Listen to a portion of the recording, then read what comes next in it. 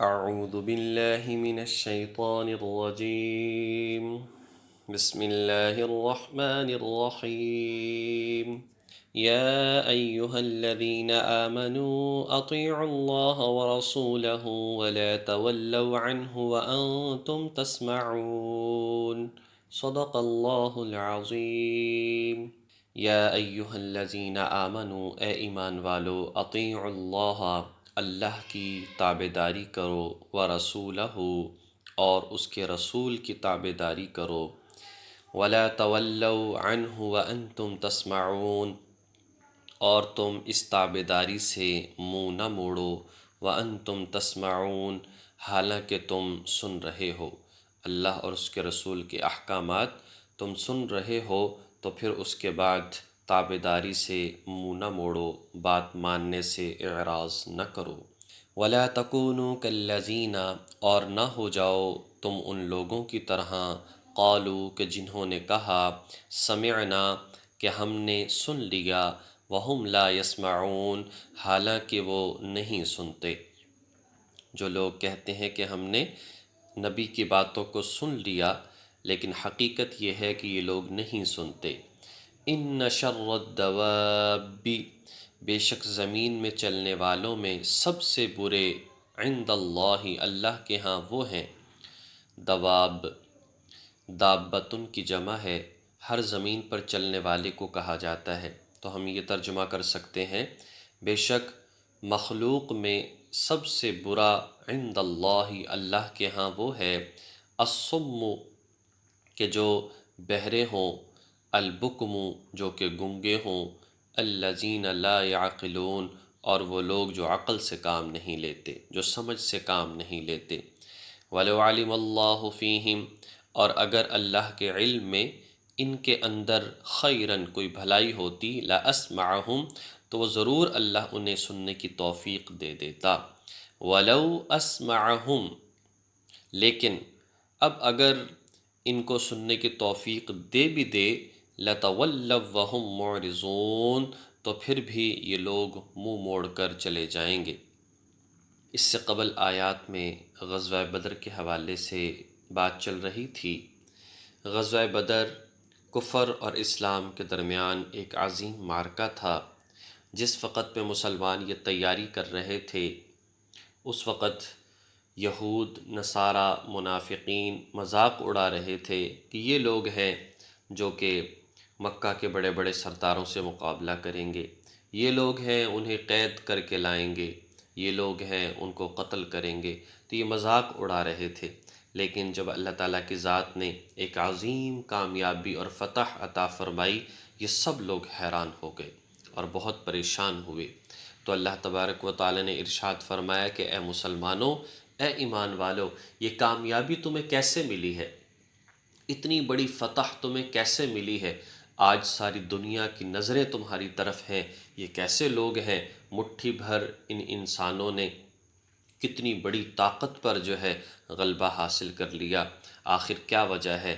تو فرمایا یہ اللہ اور اس کے رسول کی اطاعت تھی، اللہ اور اس کے رسول کی فرما برداری تھی۔ اور کیسے ہو سکتا ہے کہ ایک شخص اللہ کو ماننے والا ہو، اللہ کے نبی کو ماننے والا ہو، اور جب اس کو پتہ چل جائے میرے اللہ کا حکم یہ ہے، جب اسے پتہ چل جائے میرے نبی کا حکم یہ ہے، میرے نبی اور میرے اللہ کی خوشی اس میں ہے، تابعداری اسے کہا جائے گا، پھر کیسے ہو سکتا ہے کہ وہ انسان جانتے بوجھتے ہوئے ان سارے احکامات کو توڑ دے اور اپنی مرضی کے مطابق زندگی گزارے؟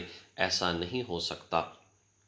تو فرمایا کہ اے ایمان والو، اطاعت کرو اللہ اور اس کے رسول کی۔ جب تمہیں معلوم ہو جائے یہ اللہ کا حکم، یہ اللہ کے حکم، یہ نبی کا طریقہ، تو پھر ہو نہیں سکتا کہ تم اس سے منہ موڑ جاؤ اگر واقعتاً تم ایمان والے ہو۔ اور ہرگز ان لوگوں کی طرح نہ ہو جانا کہ جو بات کو سنتے تو ہیں لیکن حقیقت میں سننے کا فائدہ حاصل نہیں کرتے۔ ایسے تو جانور بھی سنتا ہے، اس کے کان میں بھی آذان کی آواز پڑتی ہے، اس کے کان میں بھی قرآن کی تلاوت کی آواز پڑتی ہے، لیکن اس سے کوئی فائدہ حاصل نہیں کرتا، وہ نماز کے لیے نہیں جاتا، اور اسی طریقے سے وہ اس سے قرآن کو سنتا ہے تو اس پر عمل کرنے کے لیے نہیں آمادہ ہوتا۔ کیوں؟ وہ صرف سنتا ہے، اس کے اندر اتنا شعور نہیں جتنا انسان میں ہے، پھر وہ مکلف بھی نہیں۔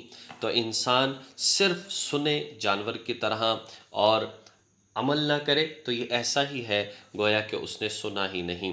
اور زمین پر چلنے والے جتنے بھی ہیں، جتنی بھی مخلوقات ہیں، اللہ فرماتے ہیں کہ سب سے برے ان مخلوقات میں وہ لوگ ہیں جو گنگے ہیں اور بہرے ہیں، اور پھر سمجھ سے کام ہی نہیں لیتے۔ تین باتیں ذکر فرمائی ہیں، گنگے بھی ہیں، بہرے بھی ہیں، سمجھتے بھی نہیں۔ دیکھو، ایک شخص گنگا ہو، چلو وہ بول نہیں سکتا، بہرا ہے وہ سن نہیں سکتا، لیکن کم از کم کسی نہ کسی انداز میں وہ باتوں کو سمجھ لیتا ہے۔ لیکن اگر اتنا ایسا ہے کہ بے وقوف، عقل بھی نہیں ہے، تو پھر تو اشارات سے بھی نہیں سمجھ سکتا۔ تو کہا کہ یہ لوگ بدترین ہیں تو انسان، لیکن بدترین ہے کہ باتوں کو سنتے ہیں، نہ زبان سے حق بولتے ہیں، اور نہ ہی کانوں سے حق بات کو سنتے ہیں، اور نہ ہی دل میں اس کو جگہ دیتے ہیں کہ اس کو سمجھا جائے۔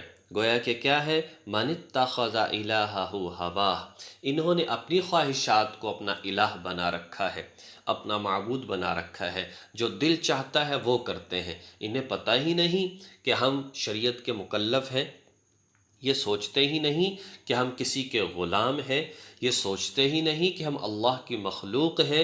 جب اس کی مخلوق ہیں تو پھر اس کے تابعداری اور اس کے احکامات کو بھی ماننا چاہیے۔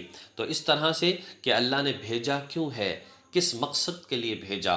آج جانور جس مقصد کے لیے بھیجا گیا وہ مقصد پورا کر رہا ہے، آسمان کو جس مقصد کے لیے بنایا گیا وہ مقصد پورا کر رہا ہے، سورج چاند ستاروں پہاڑوں کو، دریاؤں کو، سمندروں کو، مخلوقات کو جن مقاصد کے لیے بنایا گیا ان مقاصد کو پورا کر رہے ہیں۔ اور انسان کا مقصد کیا تھا؟ وَمَا خَلَقْتُ الْجِنَّ وَالْإِنسَ إِلَّا لِيَعْبُدُونَ، عبادت کرنا، گناہوں سے بچنا، اللہ کو راضی کرنا، اللہ کے حبیب کو راضی کرنا، یہ مقصد تھا انسانوں کا۔ اگر اس کو پورا نہیں کر رہے پھر یہ بدترین ہے، اور بدترین اس وجہ سے ہیں اس کے اندر صلاحیت موجود ہے، اس کو استعمال صحیح طریقے سے نہیں کرتا۔ تو اللہ نے فرمایا وَلَوْ عَلِمَ اللَّهُ فِيهِمْ، اگر چونکہ اللہ تو غیب جانتا ہے، اگر واقعتاً اللہ تعالیٰ کو پتہ ہے کہ ان کے اندر ذرہ برابر بھی کوئی خیر کا مادہ ہوتا، کہ ہاں اگر ان کے سامنے حقیقت کو رکھا جائے تو یہ اسے تسلیم کر لیں گے، اس لیے کہ ہمتاً متوجہ ہو کر بات کو سنتے ہیں، فارغ اوقات نکالتے ہیں دین کی بات سننے کے لیے، عمل کی نیت سے سنتے ہیں، اللہ سے دعائیں کرتے ہیں، صراط مستقیم نماز میں مانگتے ہیں تو بڑا گڑ گڑا کر مانگتے ہیں کہ یا اللہ سیدھا راستہ دے۔ اگر یہ تھوڑی سی طلب بھی ہوتی تو اللہ فرماتے ہیں لَأَسْمَعَهُمْ، میں ضرور ان کو سنوا دیتا، اور ایسا سنواتا کہ یہ عمل کرنے پر آمادہ ہو جاتے۔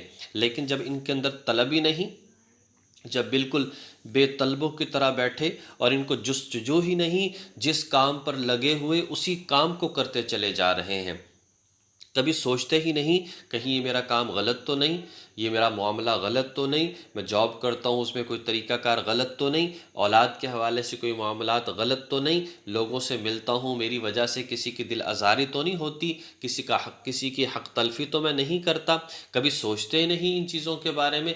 یا جس نے نماز پڑھنا شروع کر دی اس نے ترقی کرنے کی کوشش ہی نہ کی، میرے رکوع، میرے سجود، میرے الفاظ درست ہیں یا نہیں، جو قرآن پڑھتا ہے کبھی اس کو درست کرنے کی کوشش نہ کی، سوچا ہی نہیں کہ آیا میں قرآن پڑھتا ہوں یہ پڑھنا عبادت کا باعث بن رہا، یا اسی طریقے سے جو ہے یہ الٹا مجھے گناہ ملتا ہے کہ میں غلط پڑھتا ہوں، کبھی سوچا ہی نہیں۔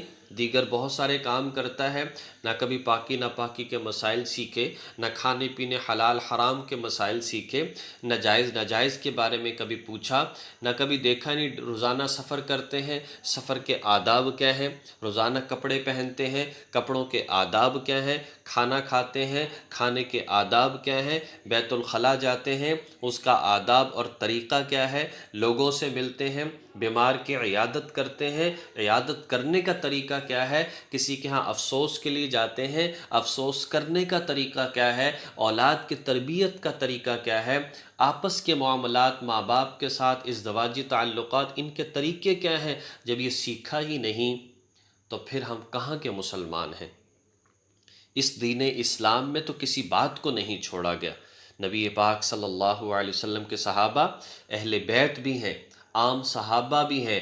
عام صحابہ نے گھر کے باہر کی زندگی لوگوں تک پہنچائی، اہل بیت نے بند کمرے کی زندگی، رات کی عبادت، آپس میں رہنا، ازدواجی تعلقات، اولاد کے ساتھ رہنا، اس زندگی کو بھی لوگوں کے سامنے پیش کیا۔ کس وجہ سے؟ تاکہ ہم عمل کر سکیں۔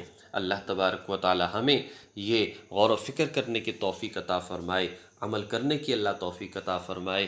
وآخر دعوانا ان الحمد للہ رب العالمین۔